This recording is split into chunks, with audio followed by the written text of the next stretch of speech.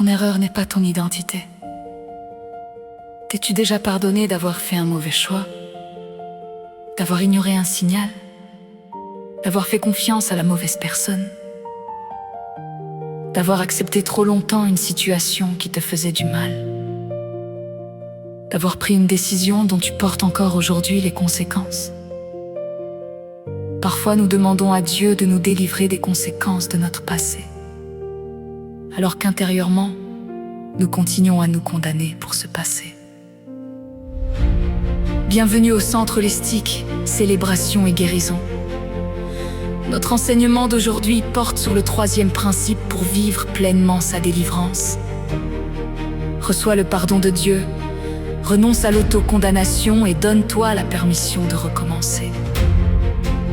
Il y a quelque chose de très important à comprendre. Reconnaître sa responsabilité n'est pas la même chose que se condamner.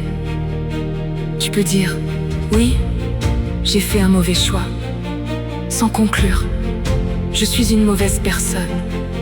Tu peux dire « Je n'ai pas discerné correctement », sans conclure « Je serai toujours incapable de discerner ». Tu peux dire « J'ai échoué », sans transformer cet échec en identité. Tu as fait une erreur. Cela ne signifie pas que tu aies cette erreur. La Bible nous montre que Dieu ne nous appelle pas à cacher nos fautes. Il nous appelle à les reconnaître.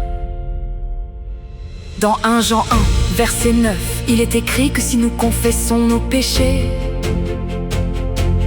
Dieu est fidèle et juste pour nous les pardonner et nous purifier. Remarque bien le mouvement. Je reconnais, je confesse, je reçois le pardon. Puis je continue mon chemin. Mais parfois Dieu a pardonné. Et nous continuons à organiser intérieurement notre propre tribunal. Nous devenons à la fois l'accusé, le procureur et le juge. Et chaque jour nous rejoignons le même procès.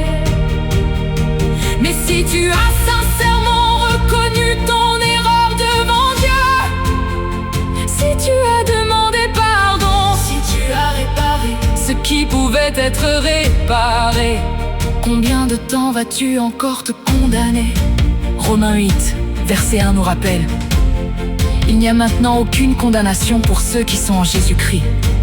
Alors pourquoi continuer à porter comme identité ce que Dieu veut transformer en témoignage, en sagesse et en apprentissage? Regarde Pierre, il avait affirmé qu'il resterait fidèle à Jésus.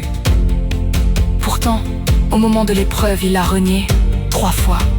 Quelle culpabilité aurait pu l'emprisonner?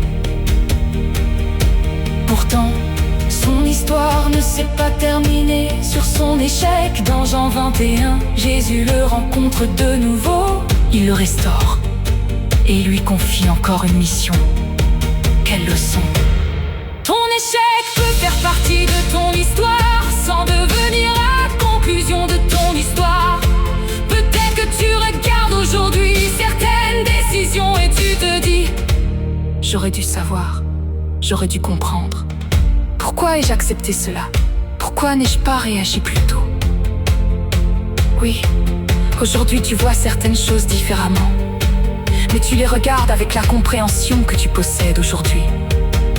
La personne que tu étais hier ne possédait peut-être pas encore toutes les connaissances, la maturité ou le discernement que tu as développé depuis. Alors apprends, grandis, deviens plus sage. Mais ne transforme pas la connaissance acquise aujourd'hui en arme pour condamner la personne que tu étais hier. Et attention, se libérer de l'autocondamnation ne signifie pas nier sa responsabilité.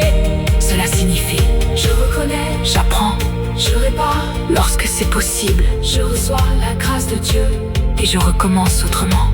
Voilà la liberté. Aujourd'hui, tu peux simplement prier.